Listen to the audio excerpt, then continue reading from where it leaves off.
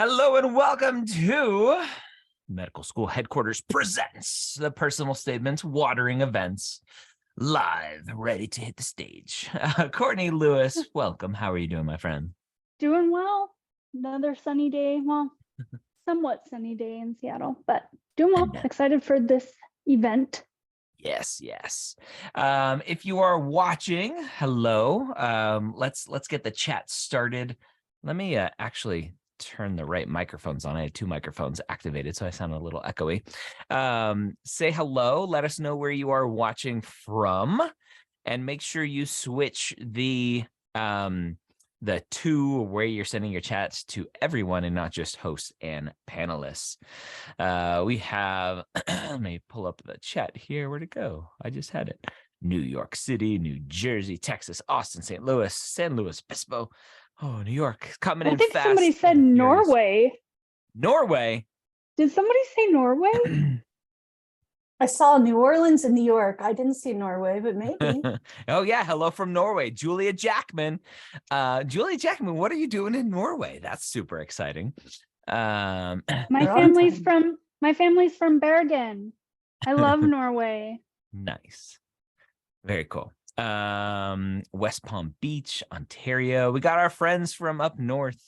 Although it's funny, the more I learn about Canada, the more you realize that the far majority of Canadians actually aren't north.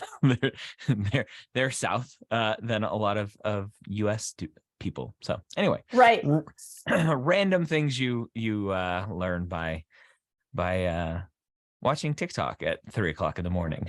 Yeah, most Canadians live south of the 48th parallel, which is that big line above the square states. Yeah. They live in that little dip by the Great Lakes. Like their Windsor to Quebec is sort of like our Washington, D.C. to Boston. Yep. I think. Correct me if I'm wrong, Canadians. Correct me if I'm wrong. For those of you watching, if you have not submitted anything to be reviewed today, you can do so. You can go submit that. Let me pull up that link just so we have it. And then Rachel, say hello to you as well. Hello. Co-founder Mapped. I already chimed in with my nerdy geography knowledge. I'll have you guys know I play Wordle every day, but geography, and I'm getting better. I'm starting to really get all 200 plus countries down. It's great. Next up is capitals. I'm gonna keep building.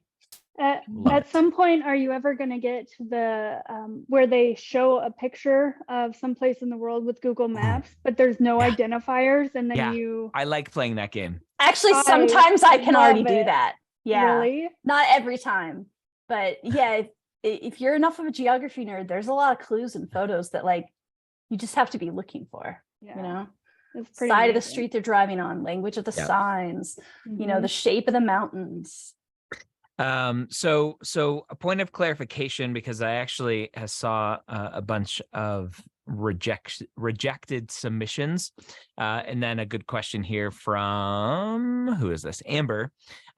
We are just submitting a portion of the personal statement. So just a watering event, which in our language is an experience that you've had that has solidified, confirmed, strengthened your desire to be a physician, showing the reader that, and then explaining why this story that you've talked about is so important. Rachel, if you want to share our anatomy of a personal statement, just to get you all to understand kind of what this looks like. So in this fake made up world that I kind of created with my book, The Pre-Med Playbook Guide to the Medical School Personal Statement, I talk about the seed. And please, Courtney, I don't know if you've seen this, but I'm like, don't actually use the word, this was the seed that was planted. Don't use the literal language here. This is just metaphors that I came up with. So the seed is kind of your exposure to healthcare, to medicine, to a physician, to a dentist, to a physical therapist, wherever your path to healthcare started.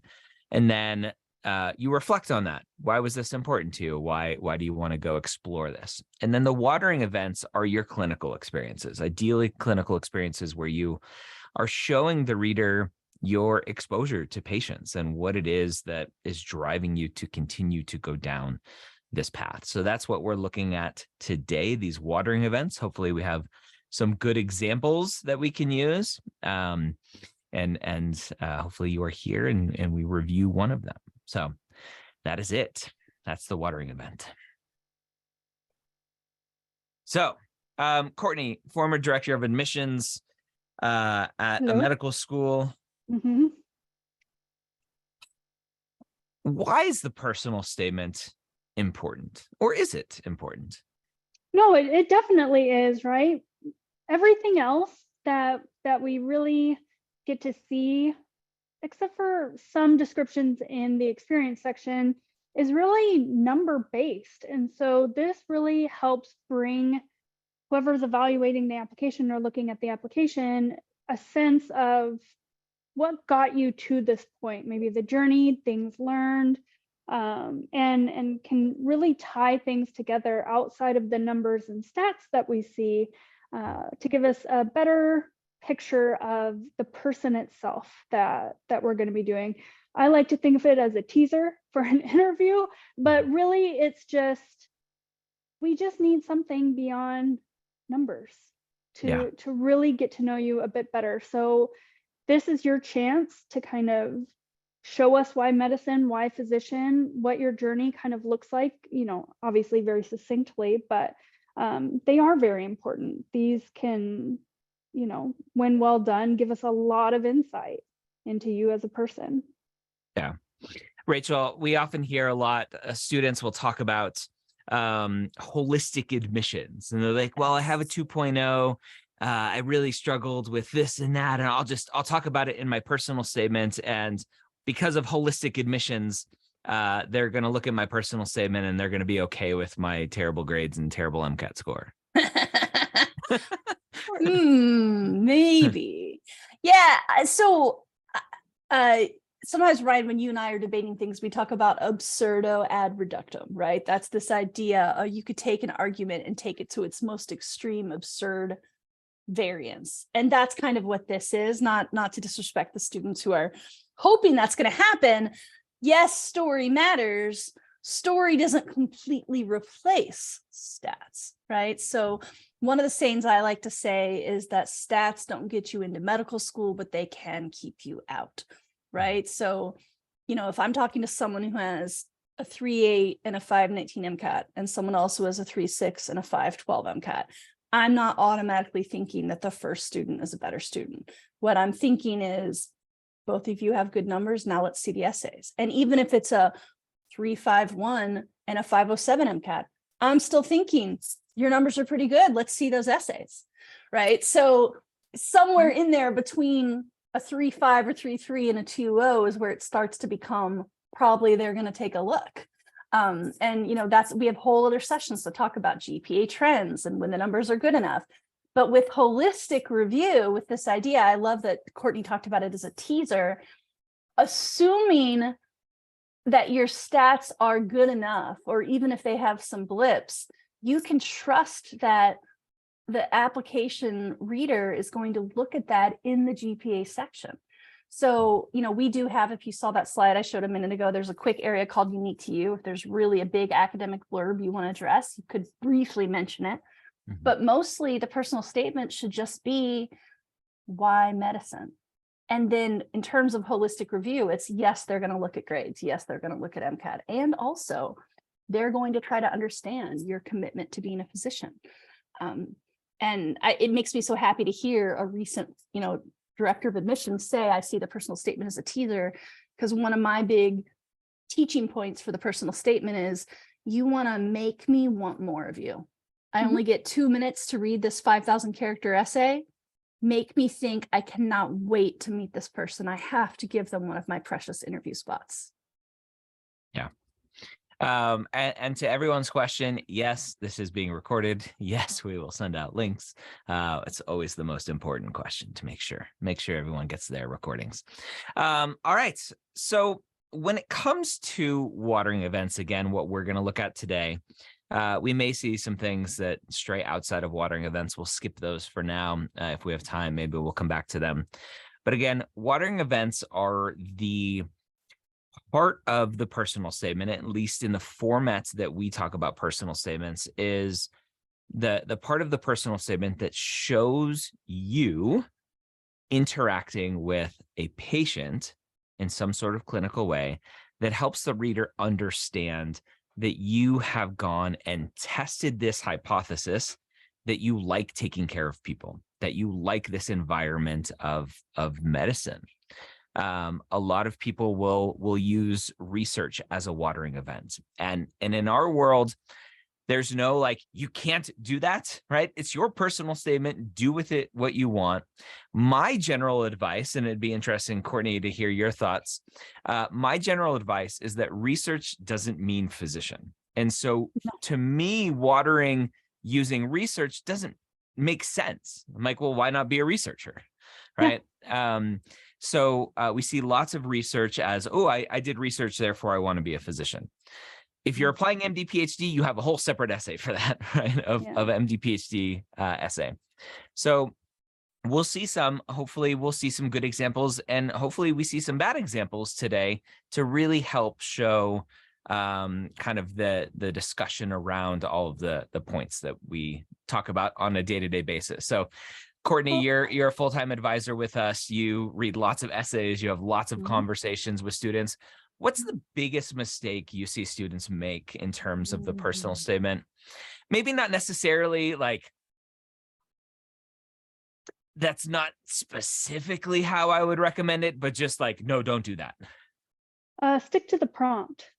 Like, this is not a catch-all dumping ground where like your entire life story can fit. They're asking a very specific question, and that's what they want answered. And so trying, people oftentimes they're like, oh, how do I take my entire life and condense it down into 5,300 characters? I'm like, you don't have to. And they don't necessarily have to be completely in chronological order. You don't have to give every single detail of the experience to still get the concept. When I shadowed at the hospital at 321 Anyplace Lane, I'm like, I don't need to know the address. Yeah, and that takes up a lot of characters where you really can do without. But all of that to say, even that can kind of distract from answering the prompt. And ultimately, and the prompt is why medicine, why physician? Why medicine, right? Yeah. Why physician? And so that is honestly the biggest mistake, is getting a bit overwhelmed by it, trying to fit too much into it, and forgetting what the core prompt is and what you're trying to answer. So yeah. Love it. All right, we're going to leave time for Q&A at the end. Let's go ahead and start looking at some essays here. We got a ton of submissions, so let's rock and roll. I'll share my screen and we can go. So we'll start off here with the first one. And so for those of you watching, how many of you are in Application Academy? How many of you here right now are in Application Academy? Besides you, Courtney. Woot, woot. David says woot, woot. I'm assuming that's a yes. So this is very similar to our Application Academy office hours setup, where students in Application Academy submit parts of their essays. We review them as a group. So if you like this format, think about come joining us at Application Academy. That said, what we do in Application Academy is we'll read this, and then we want your feedback, right? This is a team sport here. We want your feedback, and then we'll give our feedback.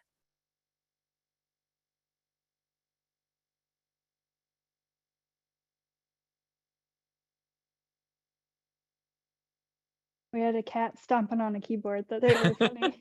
I mean, those cats, they really want their own keyboards. They really do. They want to be right front and center. David says, join Application Academy. Totally worth it, everyone. Thanks, David. He's our plant.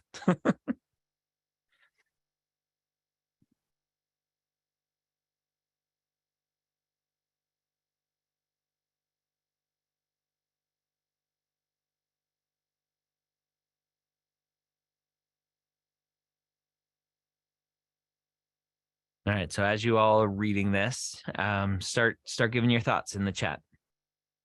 What do you think?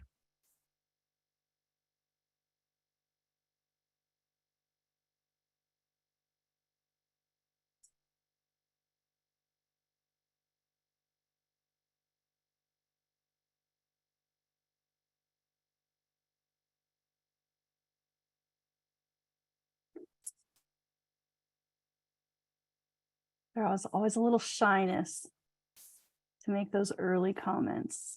Yeah. And again, friends, this is partly because we find that you become a better writer when you're a better reader. So take a stab. What's your impression of this watering event? It's meant to show experiences on the road to med school. Do we feel like this confirmed their desire to be a physician?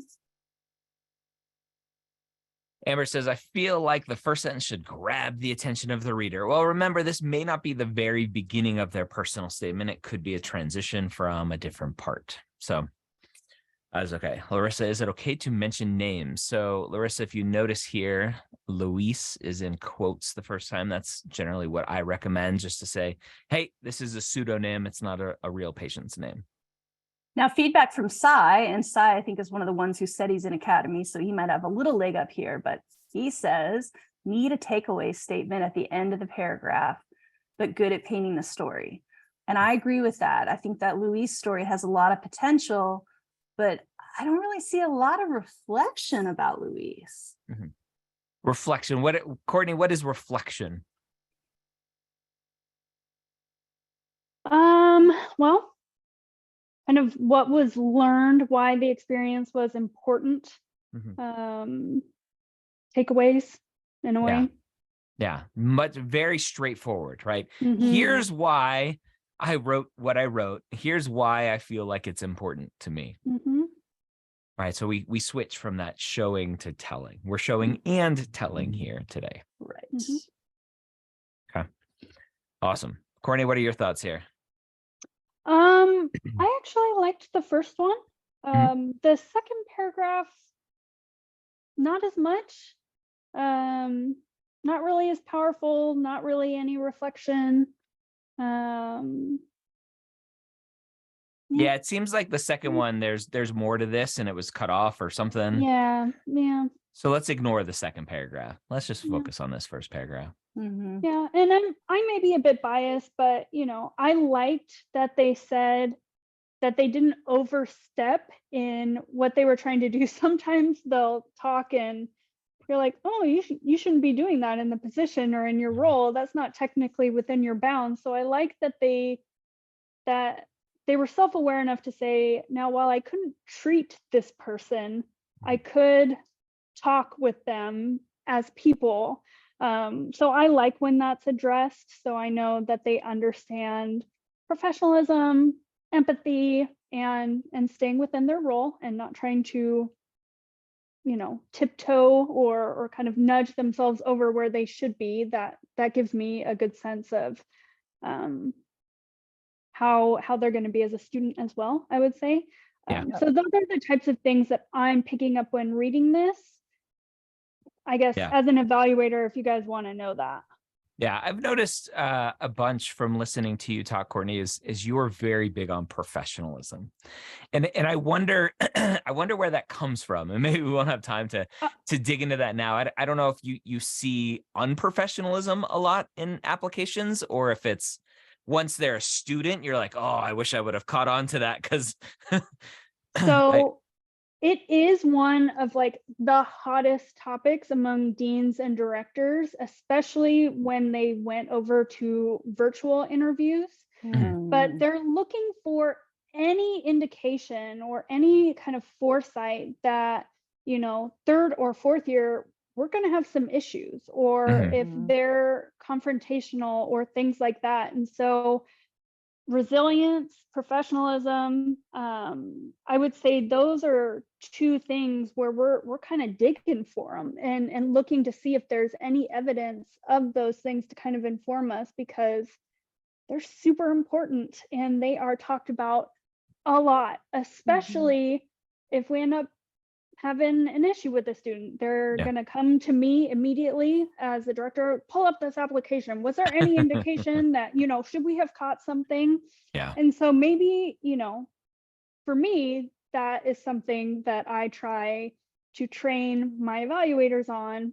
Obviously, it's generally something you can spot. It's pretty noticeable, but that's why I bring it up, is because this kind of organically puts them in there. And yeah, it seems kind of like you're reading into it, but that's what prompts me and informs me to kind of give myself the check mark there. Like, okay, good. There is thought into staying within your roles, within your bounds, not trying to tiptoe over that or get in trouble.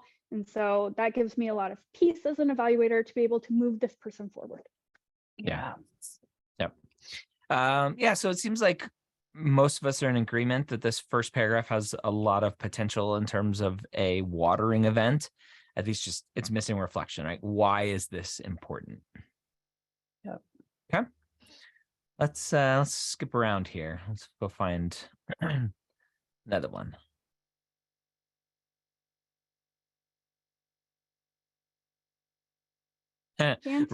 Rosa is asking, right? So does showing professionalism just give you some brownie points? Remember, Rosa, not every admissions committee is looking for the same thing. Not every reader is looking for the same thing. So I wouldn't try to gamify the system like that. Right. Yeah. What are your thoughts, Courtney? Yeah, it needs to come across organically. It's just like the other qualities that we like to see evidence of if we can. If you try to state it and it comes across as inauthentic or disingenuous, then we're just kind of like, this isn't what we want to read. And so when we can look or read something and get that kind of organically, it's a good thing. But I agree, Ryan. Do not try to game the system. Just write be your story and be thoughtful. And don't feel like you have to push the care that you provided for a patient to be more than what it actually was in your role. That's unnecessary. Yeah. Yeah. We've all seen between the three of us, probably 10,000 essays at this point. It's very easy to see a student, what the motivations are behind what they're saying. It's super easy to see that. So don't play the game. We see you.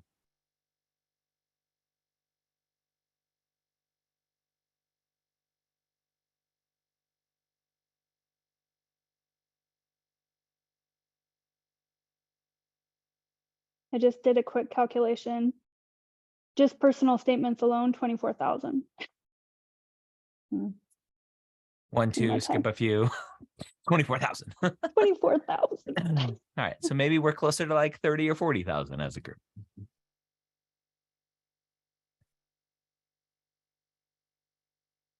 I'll still never forget the guy that said he was opening for Juicy J. And that was like his opener. He was singing the line from Eminem, the mom spaghetti. He gave me like that lyrical quote. And then he's like, it's turned on. Everything went dark. This was the moment I've been waiting for my whole life because I was opening for Juicy J. I was just like, I'll never forget it. It was the crowd chanted. Yes. Oh my gosh. It was so ridiculous. Oh man, that's funny. We have Dr. Wright in the house. Let me see if I can invite him as a panelist. We seem to always have these problems, but we'll try. And then, as folks are getting to the bottom of this one about the study abroad trip in Dominican Republic, feel free to start commenting. Again, this is a watering event. I saw some questions that maybe people were missing context. So we talked at the beginning of the session, watering events are experiences that confirm your desire to be a physician. They typically involve patient care, and they are often the middle of the essay. So someone asked about an aha moment. You do not have to have aha moments in your essay anywhere. But what we're looking for is some kind of story or anecdote with a patient and some reflection on how it informs your why medicine.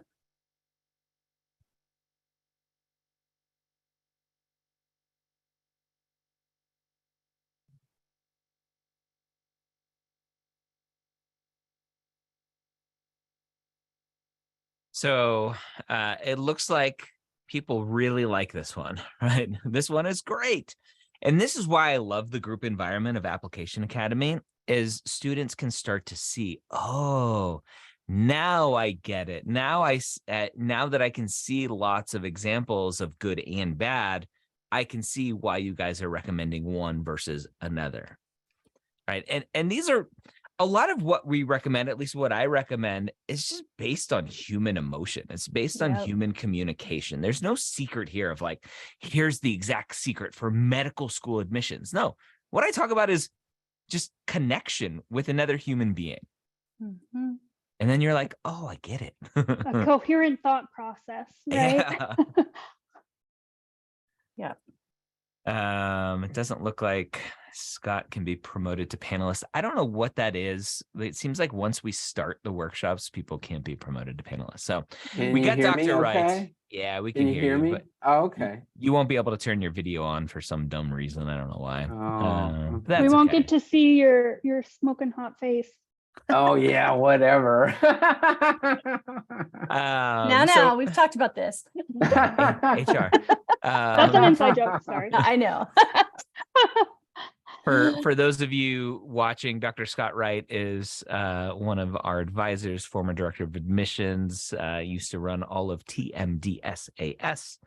And now we are blessed to hang out with him here at Medical School HQ. So, and I'm blessed to hang out with you. Oh. All right. So what do we think here? So we got lots of people like it. Rachel, what did you think looking at this one? I mean, I can see why people like it, right? Because it's well written, it paints a picture, it has a mix of story and reflection. One thing that I think makes it a little bit weaker is that it's largely a passive story. It's shadowing, and not all shadowing stories are passive, because sometimes you're shadowing and then the patient turns to you and says, would you please come stand here and hold my hand? Like literally pulls you in, right? So I don't immediately go, it's bad because it's shadowing, but this is mostly, I watched a doctor do a really cool thing and that made me excited. And that had some value, right? But it's also a little bit like, the question is why medicine? And in some ways, I think this paragraph is sort of more, I can tell why this other physician did why medicine, right? And like, I love the little bit where, you know, it was like an inhaler or some device and the doctor said, use it like a hookah. I can't even say that word correctly, right? But like, you know, understanding like I like that the physician made it accessible and used layperson terms to help explain to this woman. Like, it does sound like it was a really cool moment, but the student who's writing this story doesn't need to have been in the room at all. If they hadn't been there, it all would have gone down exactly the same. And that to me, even though it is well written, and even though there is a story and reflection, it makes it weaker because it wasn't something that happened to you. It's just something that you watched. You could have watched it on TV. It would have been the same. Yeah. So I love, especially in Application Academy, where all the students are like, oh my gosh, I love this one. Oh my gosh, I love this one. I'm like, haha, I'm going to tell you why I hate it. and it's interesting. And they'll go, oh, like I get it. So I don't really like this one for a couple of reasons. Number one, it's passive, right? Rachel, you mentioned that. Shadowing experiences to me are just, it's like, I saw this. Oh, I want to be a doctor, right? Versus trying to show that interaction. We saw that with the first essay with Luis, showing a little bit more interaction there. And then the reflection here is what I really don't like, of like, ooh, I understand cultural competence, therefore I should be a doctor, right? It's a sales pitch. And I just, again, I personally, from a human connection standpoint, don't like sales pitches, because a sales pitch is immediately off-putting, right? Nobody likes to go to the used car salesman. Sorry, used car salesman people out there, salespeople. It's being sold to is not a fun experience for most people. I actually love the sales process. So I'm a weirdo, but it's just, it's not communicating. You are pitching here, not communicating. Yeah. Courtney, you nodded when I said that. What are your thoughts? Yeah, the only part, that I felt was fairly weak in this was how it ties to why you want to be a physician, not really being part of it. Being the passive, right? The outsider portion of it. Yes, you're stating that it is important, but not really anything to do with you other than you seeing how it was important. And so I just, I don't mind the story. It's just, I wish that there would have been a stronger tie into you as a person and you as an aspiring physician fitting into that through the reflection. I think that would make it stronger and be more in line with the prompt. But I think the example could be a good one. I was just missing a little bit more sense of you, the writer, why you told me this. And So let me say, can I say a couple things about that before you move on? You may. Please. I will grant you the wish. Even though my gorgeous face is not on the screen, I want to say a couple of things. One is that, and this is, maybe a minor thing, but I like it when the patient has a name. Mm-hmm. It humanizes it to me. Mhm. I connect with, okay, this is Maria, or this is Swan, or this is Steve, or whatever. Mhm. If you don't know the name, you make up a name and you put it in quotes, and then you identify that person throughout. It gives them a personhood. Yeah. And not an initial, a name. Right, a name. And don't use like Alexandra, use like Sam, like 2 letters, 3 letters. Yeah. Character count, right. Yeah. The other thing so that's one thing. The other thing that really I don't understand in it is a little kind of confusing and maybe somewhat off-putting to me is the last sentence where it says, seeing cultural humility in action made me excited to see how I could weave diverse social contexts into the typically standardized patient practice of medicine. Yeah. So I guess I'm wondering, number one, what this means. Yeah. I don't get exactly what you're trying to say here. The meaning to me, at least, is too hidden here. Yep. It's not overt enough. I don't understand what you mean by typically standardized practice of medicine. I think I maybe understand, but I'm not sure.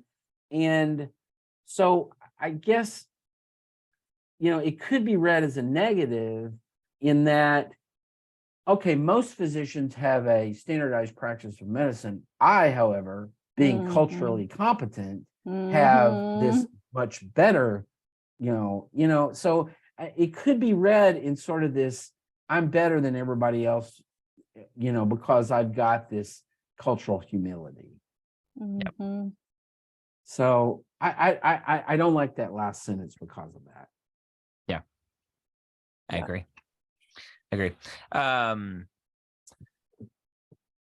Where was that question? Shivali, with patient names, use pseudonyms, use quotes. It's easy to just use quotes the first time you use the name. That makes it understood that it's a pseudonym. You don't have to say the patient, I will call them. All right. Don't waste your character counts on that kind of stuff. Right. So yeah, you definitely want to protect HIPAA and be aware of HIPAA. I had a student once, I'll tell the story real quick and then we'll move to the next one. An Application Academy student who submitted their essay, and they were so specific. They didn't use any patient names, but they were so specific about the details of the experience that I Googled it. I'm like, oh, I know that patient. Right. It was like a quarterback or something who'd been injured. It was an athlete. Yeah. It was an athlete that was injured in a very specific, the type of injury and the location of the injury in terms of what stadium they were in. Like you can't get that super nuanced. That's a HIPAA violation. Yeah. So, Name or no name. And also keep in mind that when you're talking about, often you talk about a doctor and you'll name them, the HIPAA doesn't protect the name of the doctor. correct. So if it's Dr. Smith, just say Dr. Smith, you know, or whatever. All right. All right, let's start reading this next one. After a busy afternoon working in the clinic, that's where we are.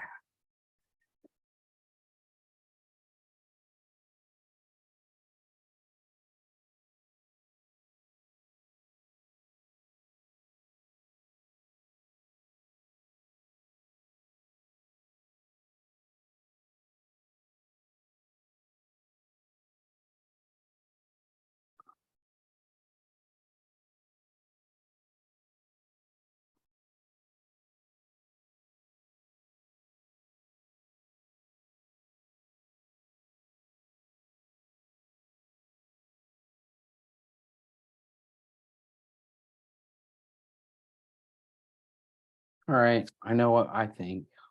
Let's give students, what do you think?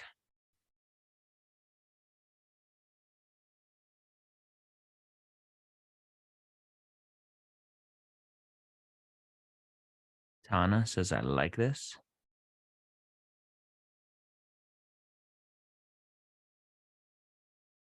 Just a friendly reminder, a lot of you are still messaging to hosts and panelists. We're not going to have the bandwidth to read or reply to all those.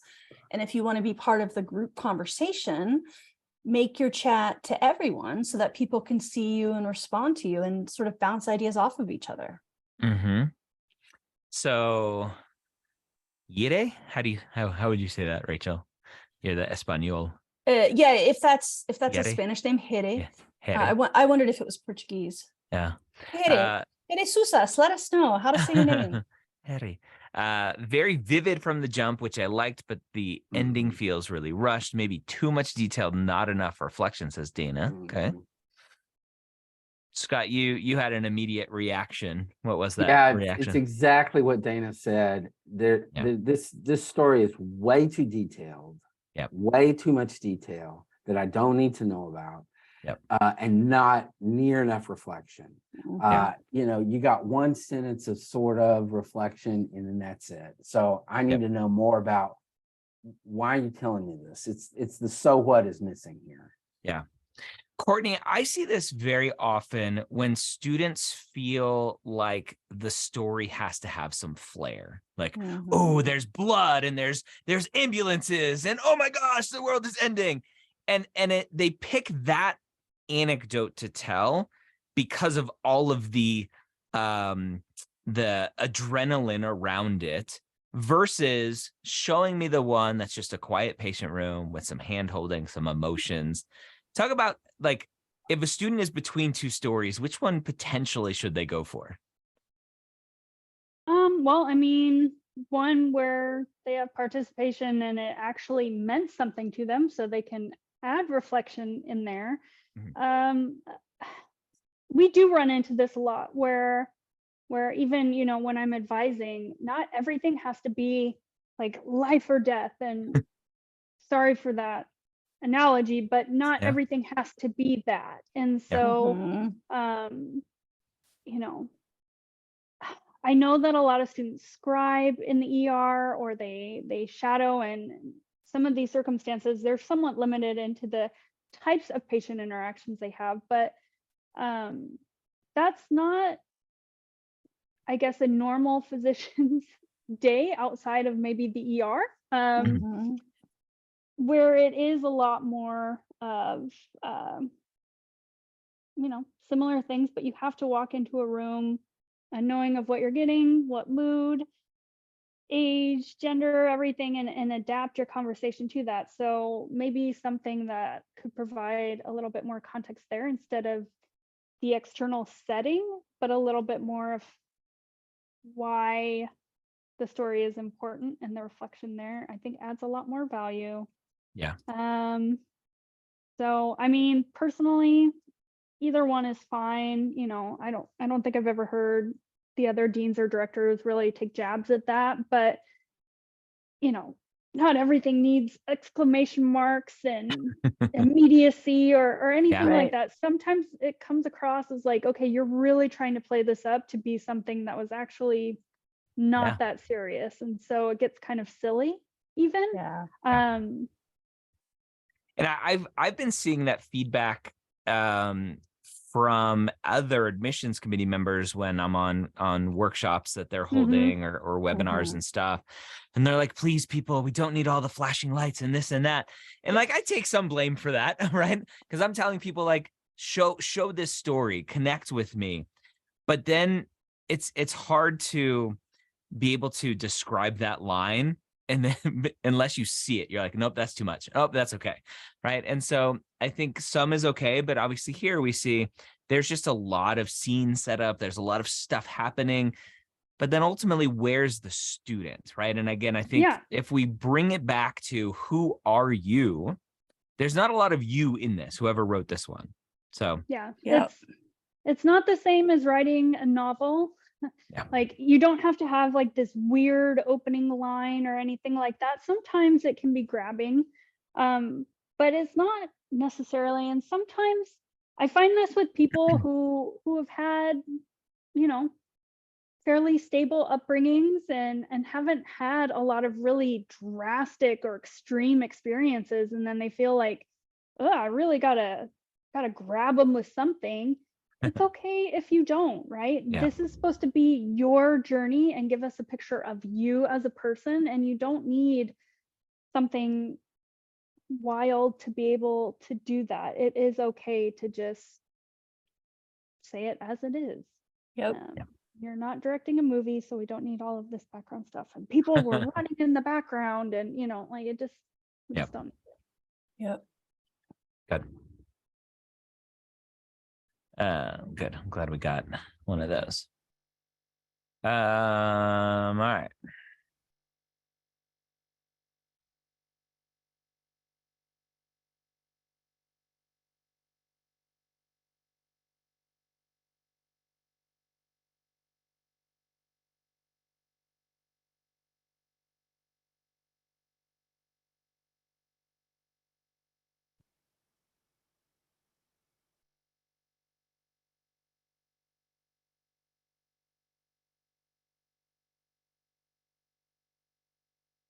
I think this person submitted maybe a seed and a watering event. So it seems like the second one might actually be the watering event.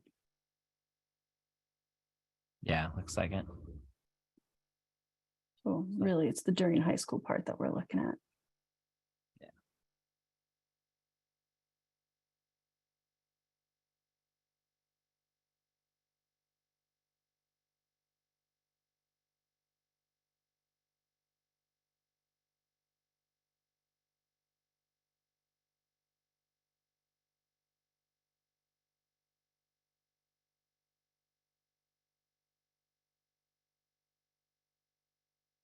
Some interesting word choices going on in this.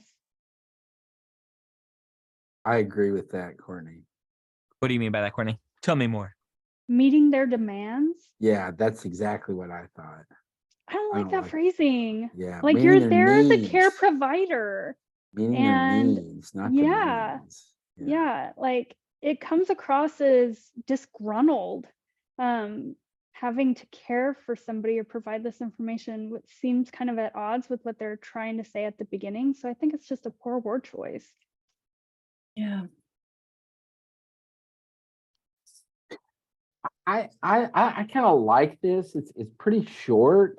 I'm sort of wondering maybe a little bit more about the story of Mr. Hernandez and your interactions with him. His eyes grew as I educated him on his condition. You know, maybe a little bit more. I mean, I think this is the opposite of the one we just did, where it had too much detail, and this one has maybe not enough detail. But I like the reflection here. I got inspired by this. Maybe tell me why you were inspired by this. But valuing, educating individuals about health and enjoying the responsibility of caring for patients and meeting their, I would say, needs, not demands.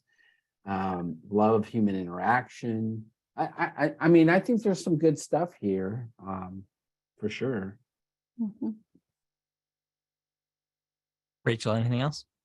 Yeah, I definitely underline the demands thing, and even their eyes grew as I educated them. There's this little sense of Elitism? arrogance. Oh, Yeah. Yeah. Yeah. I was gonna say arrogance, elitism. Yeah. Yeah. And I don't, again, when we give this feedback, I'm not calling you, anonymous writer, arrogant or elite. I'm saying this essay, these sentences are not doing you favors. What happened that made you realize that Mr. Hernandez was having food issues that were causing problems, right? And I know we said don't go super, super detailed, but here a tick more. And, sometimes we tell stories, but occasionally it's not even really a story. It's just an anecdote or an example.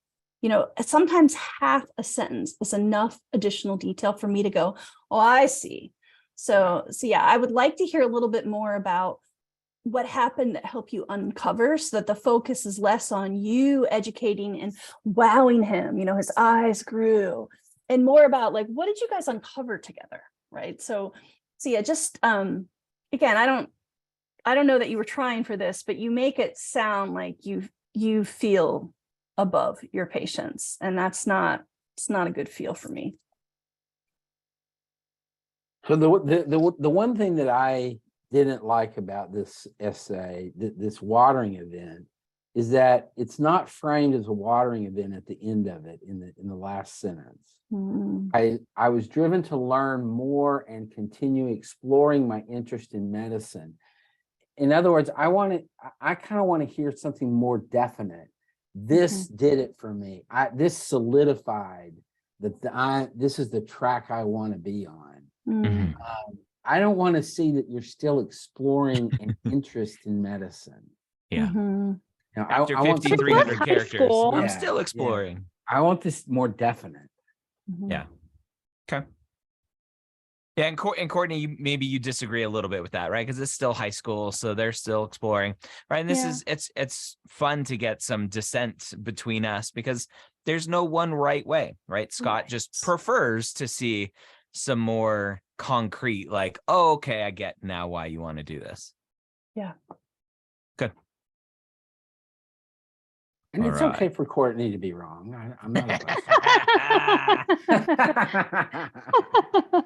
I thought I was wrong once. I was I mistaken. love you, Courtney. My parents always tease me because when I was little, I was very confident. I don't know where that went, but I would argue and I would say, even when I'm wrong, I'm right in a way, because I could not let things go. I had to be right. I was so stubborn. And so, yeah. Sounds like a ripe recipe to fail the Casper in preview. Yeah. Yep. I've learned a lot since then. Okay, I'm old now, but yeah, even when I'm wrong, I'm right in a way. That was one of my signature phrases as a child. When Ryan's wrong, he just calls it iteration. Just iterating. Ouch. Ouch. Oh, okay. Sorry. Focus.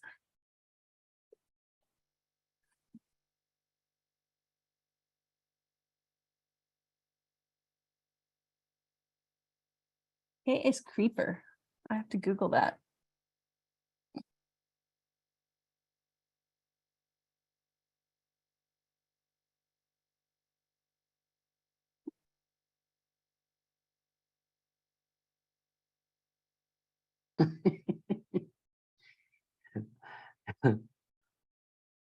A creeper. It's a little four-wheel thingy. Creeper. Yeah. Like a walker. A walker. It's a walker. It's just another name for a walker. A creeper. Okay.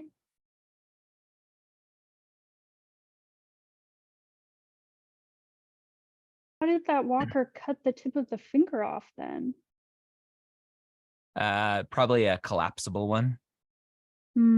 Okay. I also wonder if the dad's a mechanic. I'm looking at creeper 2B, so like secondary, a low-wheeled platform for supporting the body when working under an automobile. You know how every time you meet a mechanic in a TV show, they like roll out, wheels out. Could be a dolly, yeah. Yeah, that could be.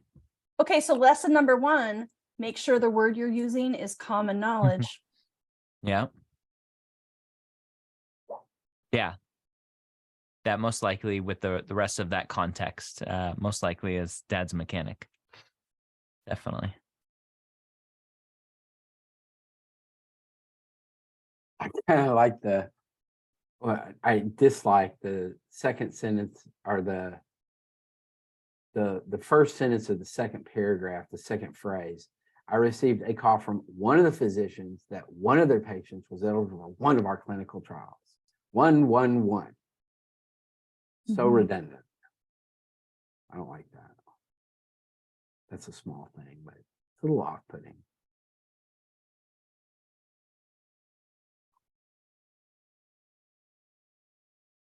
I mean, to me, there's very little reflection here. I don't see kind of why this was important, other than,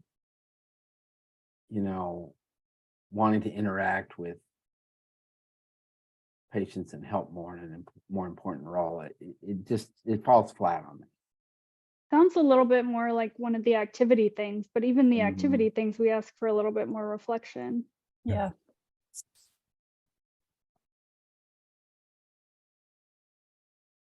Yeah, I mean, this is a watering event day. I like that seed pretty well. This watering event is not doing much for me. Yep. Yeah, this watering event is very passive. Right? Not a lot going on. And then in general, I've been trying to get students to try to stay away from just the general, I want to do more, right? If you're a pre-med student, if you're like setting up this story of I'm a pre-med, I'm going and exploring this, and I want to be a doctor one day, and I want to go test that, then of course you want to do more, right? That's a given, right? Mhm. So that's super superficial. So let's go beyond, I want to do more. Let's try to reflect past that. There's other things to learn and build a foundation and make yourself a well-rounded individual, other than just stating, I want to be a physician because I saw another good physician, or I wanted to do more. Like, what other things can we reflect on?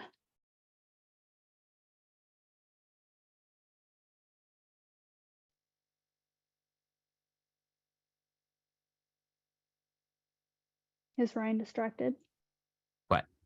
Oh no. Are we moving on? Are we done? Are we? I don't know. We started commenting without asking students, so I guess we've already told them what we think. So yeah, move on. We'll let the students start first next time. All right. Let's find.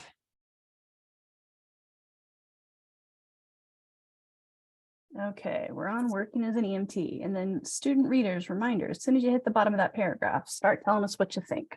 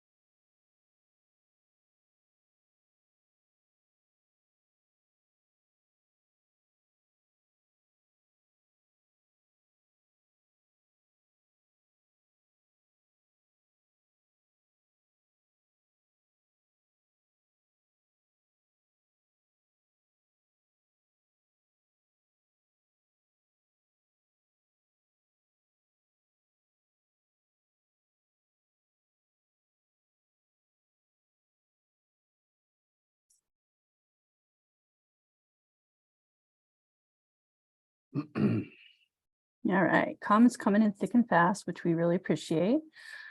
Risey says, I still don't know anything about the writer. Madison says, seems pessimistic. Dana says, I don't get the sense the author has a realistic perspective. That's interesting. N says, I don't like the negativity, even though it may be true. What do you guys think here about this? Is this too negative? Never see her again. out of context, that sounds very bad. In the context, I'm like, that's what you expect, right? That as an EMT, you're like, I hope I never see you again. Goodbye. That's just an insider EMT kind of emergency physician joke. Yeah. I think I could probably personally do without for a while, all I could see was a broken system over time. However, I began to see miracles again. If you cut that out and you just went from reconciling your own personal experience of receiving medical care with what I saw at work, one of the most challenging aspects of my job is that I usually don't get to see patients get better. I like that thought, I actually like sometimes when people talk, it's not that I provided them with this information, they thanked me profusely, it's like, oh, no, this is challenging, and not all the times are they going to be compliant, and not everything has a cure-all, and so I found it to be realistic. I'm not sure what aspects the other person was picking up on. I'd love to hear their thoughts on it, but I think I could do without those 2 sentences. Yep, Again, yeah. I agree completely. Yeah, even because we understand that the system has challenges. I wouldn't say that it's broken, because patients are still receiving care, and I would say, we're able to do quite a bit in America or the US to get people healthcare, but it does have some challenges and some setbacks. Right. I don't know if that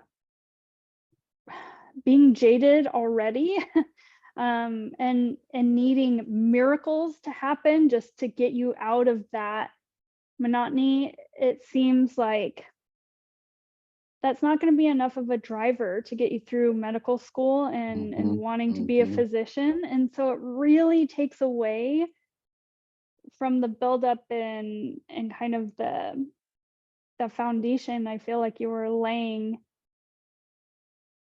I just don't like it. And Yeah. So one thing I see here is a lot of times students get a little bit too creative, and they just don't tell me, like, just tell me. And so we have this Jasmine character here that there was something going on. Given her age, we never expected her to leave the hospital. Her daughter was there and all, as well, and we laughed about how we hoped never to see her again. Great, got it, like the little inside joke. Something amazing had happened between the time we had dropped her off and when we picked her up, and I knew that I wanted to be part of that aspect of the caring process, right? Super, super, super, like, abstract. Yeah. I don't I didn't see what happened, but I want to do that. Well, like, the whole point of this personal statement for me is tell me that you have the experiences to show me that you want to be a physician. This is saying very directly, I don't have the experiences. I don't know what happened, but I want to do that. Right. And I think of EMT as good clinical, and yet the way they've written this, it's like, I need different clinical experience to continue to inform my desire, because this one didn't do it for me, Yeah. Do you guys see that, the people watching this, you students, you see how it's just abstract? Like, I want you to be in there. I want to see you being in there. And this is basically, I wasn't in there, but sounds kind of cool. Yeah. All right. Apparently we're turning lights on. My son's hanging out down here. Oh. All right. So while Ryan tries to corral his son and the light switches, you guys can start reading this one that says working as a caregiver. Just to be clear, his son's 4, so. Yes, he's 4 and homesick. This is 29-year-old son in the basement. In the basement.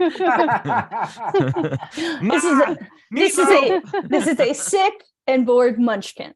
So we'll cut him some slack.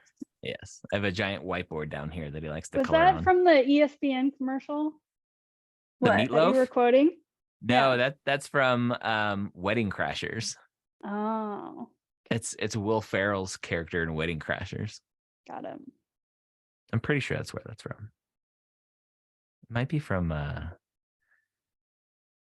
what's that? The college one. I was just gonna say the Old one School. where like they're in the Old School. frat again and they go Yeah. streaking. Old It might school. it's from Old School. Yeah.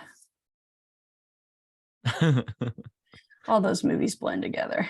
Yes. I need to send you that ESPN commercial then, because he said it just like he says it.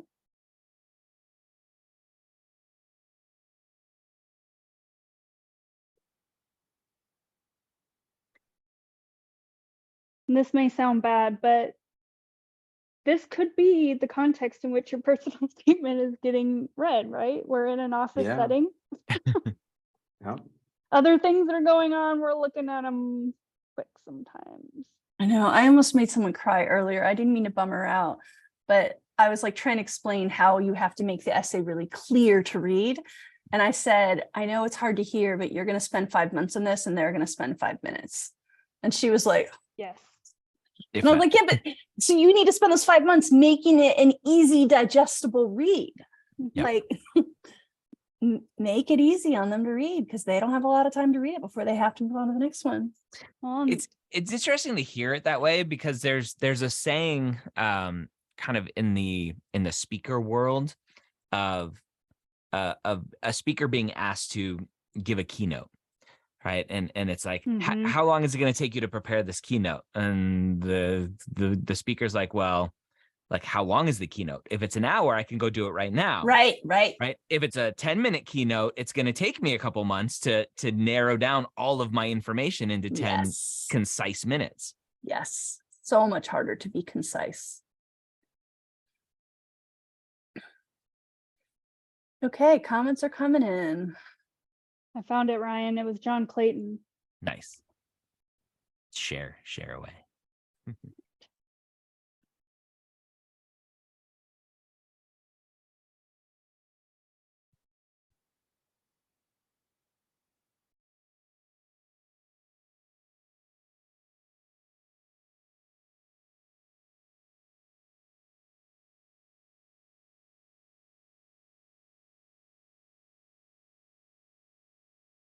I remember that commercial. John Clayton being a little rock star guy. Ma'am.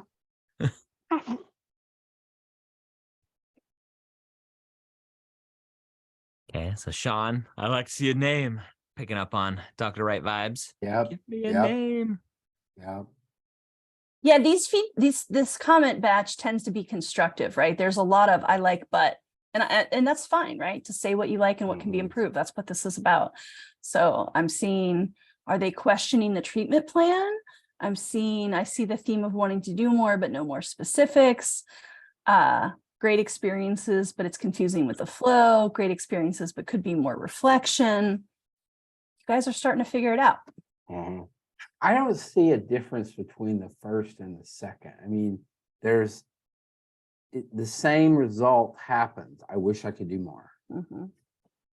And so I think one is fine, but I wouldn't put both of these as watering events because I think that there's nothing different about the second one than you said about the first one. Good point. Okay. Anything else here? Move on. Let's get near the end. It's a little bit longer. I think it'll fit. Try this. Oh, okay.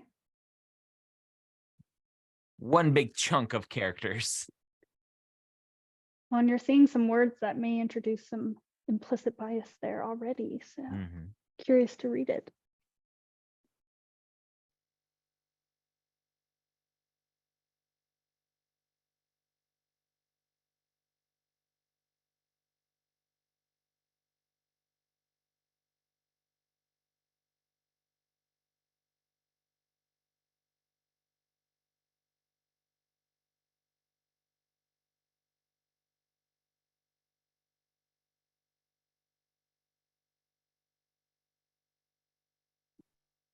Oh, I love this one for feedback. Yeah, lots of learnings here. Yep. Hey, those of you that are saying check their grammar, you're not wrong. We tend to not focus on that. We are big fans of Grammarly.com. But lots of ways you can check grammar and spelling and syntax. So you're right. I see that stuff too, but we're not going to spend a lot of time on it.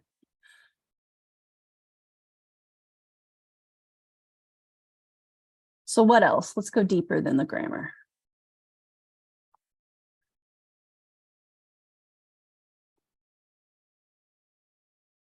Oh my gosh. Let's be friendly. I mean, Scott's yeah. like, wait, Scott, we're gonna let the students talk. Hold it in. Okay, Hold it okay. in. His oh my gosh was neutral. You don't know what he's thinking. Sure it was.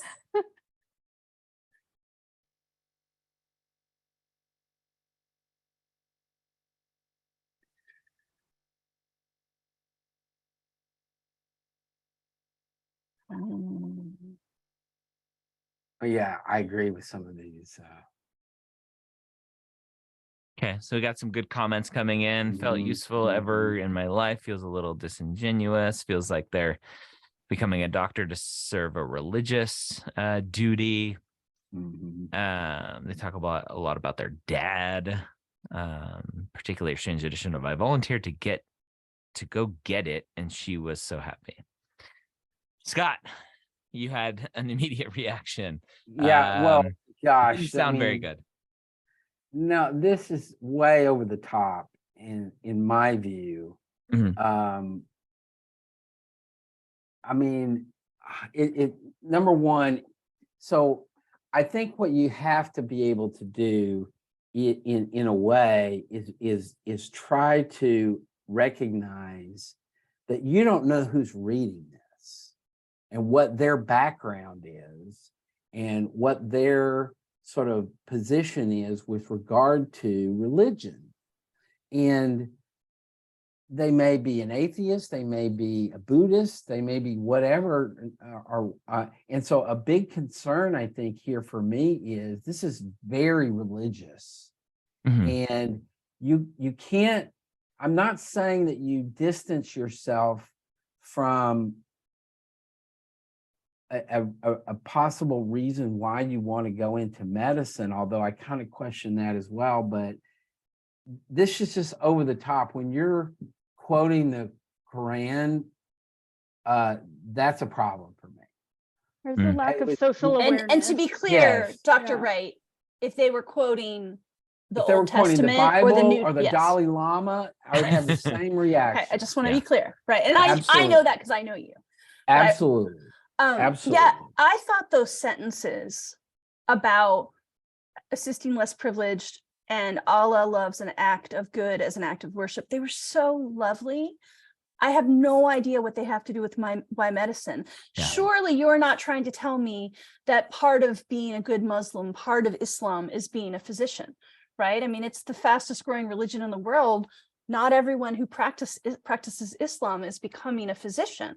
So it's just, regardless of what your faith is, I'm not sure how you can tie faith to medicine, because I don't think it was your faith that drew you to medicine, right? I think you're saying you care about doing good and your faith is how you learned about doing good. But there are lots of ways to learn about doing good. So it just seems like such a stretch. And also a whole lot of characters that are divisive. Way too long. Yeah. Way too long. So like, I'll give you my thoughts because I've seen this essay a million times in different forms. This is medicine is about service. So I'm going to tell you how I was raised with a service-based mindset. Yep. And they're using their faith as their anchor to service. Exactly. That's and I've all it seen is that. to me. I've seen service-based with teachers. I've seen service-based with agnostics who think we don't believe in God, so we do good to prove we're good people. Like it could have been anything, right? Yeah. Yes.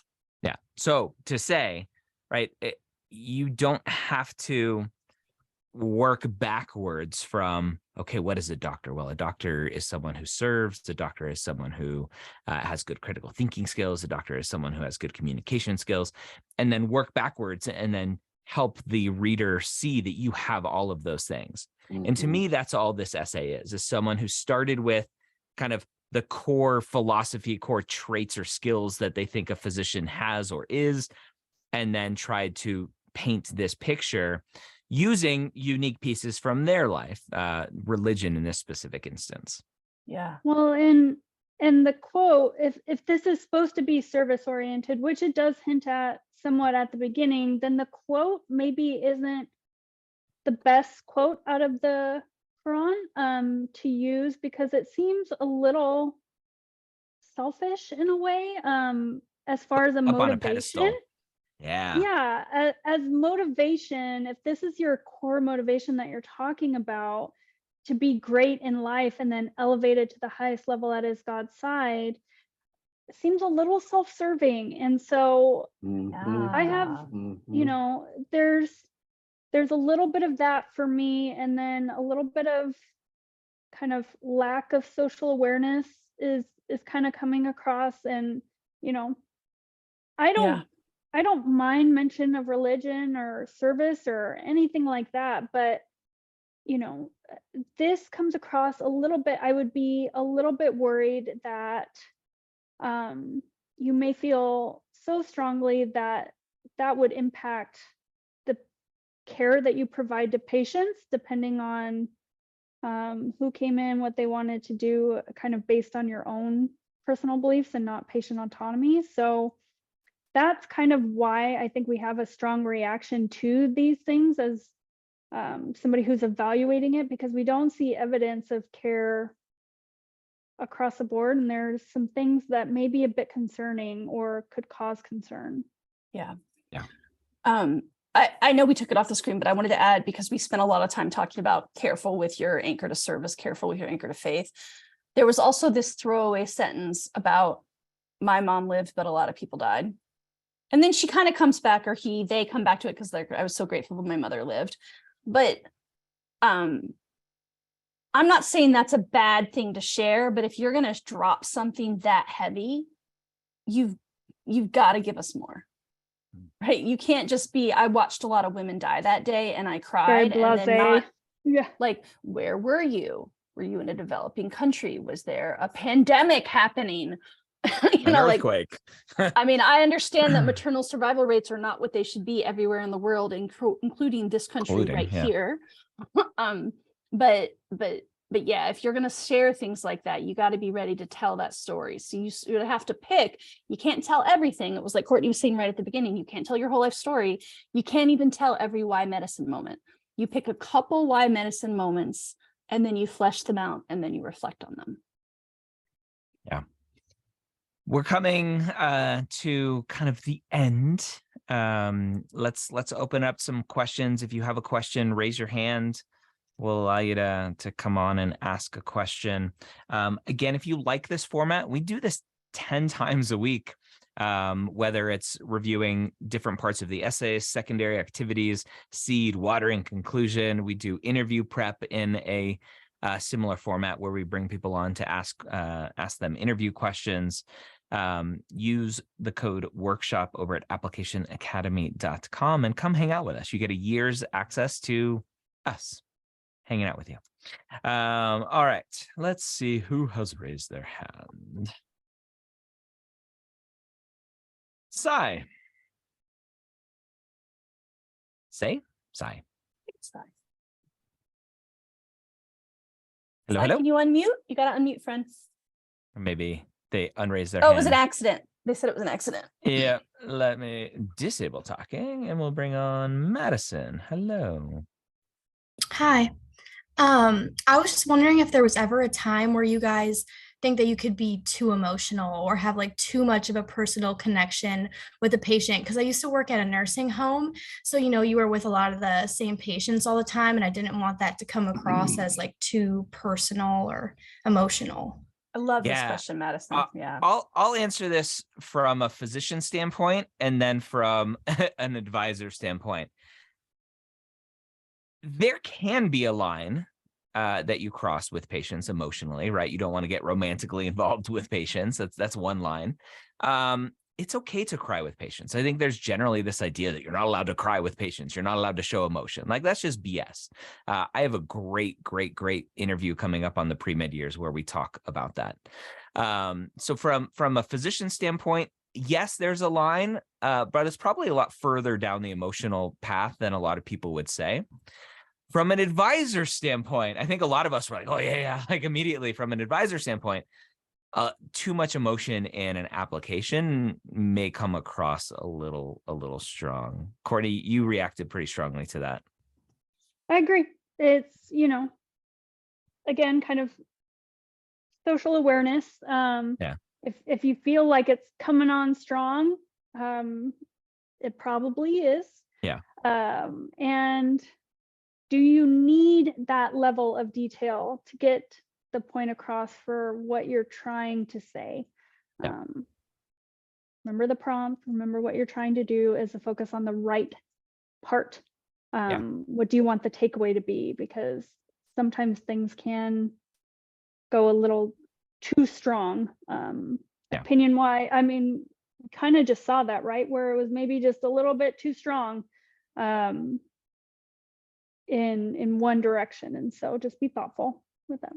I think a very good rule of thumb, and then Rachel, I'd love to hear what your thought is. A very good rule of thumb is potentially try to understand that we and the admissions committees are trying to picture you. Like, can I picture this person taking care of my loved one in a hospital?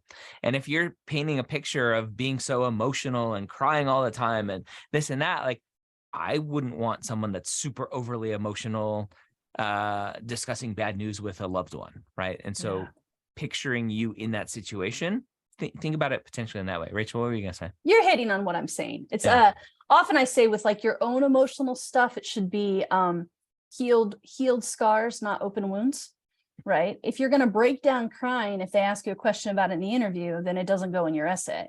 If it's something that used to make you cry all the time, but now you can talk about it calmly, then yeah. And kind of the same with patient care. Like, Ryan, I've heard you now say in the last few minutes, it's okay to cry with patients, but also I wouldn't want you crying uncontrollably while you're delivering bad news. If my physician is crying so hard she can't tell me I have cancer, then that's a problem. Exactly. If she tells me I have cancer and I cry and she mourns with me, then she feels like a compassionate human. So it's just this matter of, you are going to have a very emotional career as a physician. Are you going to be able to regulate your emotions? By which I mean, yes, feel them, and also sometimes know when to compartmentalize them and do your feeling later, because you got to get back to work. Yeah. That's all I'm looking for. That's it. Rosa Rodriguez. Hello. Hi. People like to have fun saying my name. I think it's okay. So for a lot of these students, you were talking a lot about how you want to fill in your experience, show them why you make a good person in medicine. Rather than just like strictly telling them like, hey, it'd be good because, right? I don't know if you hear me. I'm trying to hear you, but it's too hard. Rosa, see if you can get in a better spot and then re-raise your hand. Yeah, we want to hear from you, but there was just too much in and out. Yeah. Maoa? Hello. That sounds like a Japanese name. It's a Nigerian name, actually. Nigerian. I usually am very good with the Nigerian names, going, I know that's Nigerian, not that one. All right, you got me. Yeah. I mean, the full name is Oluwamayowa, so I just shortened it down. Yeah. That's so pretty. Thank you. What's up? All right. So I just had a quick question about how would you recommend like combining your, I guess, love and interest in technology, and like how you want to use technology in medicine, maybe to like just make patient care better accessible to like different people and just different populations in general. Scott, what do you think? Scott's muted. He may be unavailable. Courtney, what are your thoughts? Okay, so your question is how to do it? Yeah, how would you integrate technology? Yes, like in the personal Or statement. would you? Well, I mean, Yeah, I feel like it can be, right? I've had students that were engineers in the past, and you know, that helped them kind of understand systems and processes, which was applicable. You know, I had a friend that did mechanical engineering for his undergrad. Now he's an orthopedic surgeon. Those ended up working. But yeah, as far as technology being used for accessibility, for you know, being able to see patients who maybe can't afford to make it in, and things like that. Really, it's up to you to figure out how to tie them together. It's not a faux pas by any means to interweave technology and medicine. I think there's a big push to integrate technology and medicine, you know, with EMRs and things like that. Soon, all of the older physicians will have to be using them. But kind of out of context of your journey and what you're hoping to convey, it's a little bit hard to answer. I would say that it's fine to include it. There's no reason not to. Yeah. And there's people with all kinds of journeys, and tying your own background and skills together is what helps the medical field grow and expand and think in innovative ways. So why not? Yeah. Yeah. Yeah, just make sure the personal statement is still why medicine and not why biomed engineering, or, you know, like that. Bioinformatics, got it. Right. Yeah. Yeah, but that's great. I mean, we're going to need more and more of that. My nephew is a biomed engineering major, and he just got a job at not Cincinnati, that's not the city I live in, Columbus Children's Hospital, where literally the doctors have a suggestion box. I wish I had a tool that does X. And then these college interns get to see if they can build it. Yep. Nice. Love it. Rosa, let's see if you're in a better spot. Is this somewhere? Still a little off. May have to type it. Yeah, type your question. We'll Sounds good. Sorry. prioritize. All right. Let's see. Disable. Or hand. Lean. Hi. So I know you guys talked a lot about how obviously it's better to have active experiences where you did something instead of just passive, but is there like a time where you think it's still okay to have like a passive experience if you think it really like impacted your journey? Or is it generally like, oh, like you don't really think it's good at all? Yeah, this is one where I always kind of come back to, here are general guidelines. Here are why we say these general guidelines. And ultimately, it's your essay. You can do with it what you want. So if you feel like there's an experience that you want to tell for one reason or another, and it's a more passive experience, then take our lessons from why passive experiences aren't great and see if you can work around that. I think you have the answer, right? You said it was really impactful. It was pivotal. You learned a lot. Yep. So focus on those things. Yep. If it's a passive and you don't have that, then maybe you need to choose something else. But Yeah, it sounds like you can answer those questions. For almost every rule we have, there's a break, right? Like Ryan and I have said, if it's passive and it feels like you could just have watched it on TV, then don't do it. But literally, we have someone, a 50-something, by the way, career changer, who's gotten a couple acceptances now, and her seed literally was watching surgeries on TV. She was a lawyer and she started watching these like live surgeries that were being filmed and broadcast on like PBS or something. Oh, I forgot that was her seed. Yeah. So, I mean, she like literally broke the rule. I'm like, it's just TV, but the TV made her change her whole career. Yeah, that's funny. I forgot about that. So just, it's, these rules are suggestions. It's your application. Yeah. I think the reflection part is super important. Though. Right. Yeah. And this person had a lot of reflection, but you're absolutely right, Dr. Wright. Yep. All right, Dr. Wright is right. Right is never wrong. Ever we, since the day I was born. we had an amazing time with you all today. This was just an hour and a half. If you want 10 hours a week of this, come hang out with us at applicationacademy.com. Use that code workshop to save some money. Come play with us. You can sign up today, tomorrow, the next day. You will not be missing anything based on our new rotation of office hours and topics and everything else. So I hope you all have a wonderful day. Courtney, Dr. Wright, Rachel, thanks for being here. Thanks for sharing your opinions, as right or wrong as they were. All right. all right. With us today. And for the 100+ of you that came and hung out with us for a little bit, thank you for trusting us to help guide you on this journey. Bye, everyone. Take care. Bye. Bye.